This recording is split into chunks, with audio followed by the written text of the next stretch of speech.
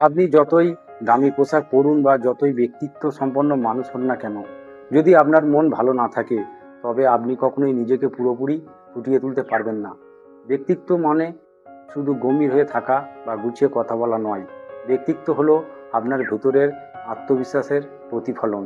যখন আমাদের মন খারাপ থাকে বা ভেতরের অস্থির কাজ করে, তখন আমাদের চোখে মুখে সেই ক্লান্তির ছাপ স্পষ্ট হয়ে ওঠে।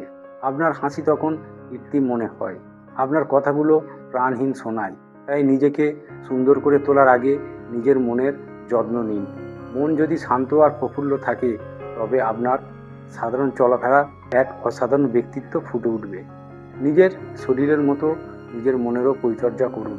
আজ আপনার মন কেমন আছে কমেন্টে জানাতে পারেন। মনের শক্তি বাড়াতে আর প্রতিদিন নিজেকে উন্নত করতে আমাদের প্রতিদিন একটু শিখি পরিবারের সঙ্গে যুক্ত হয়ে যান। ধন্যবাদ।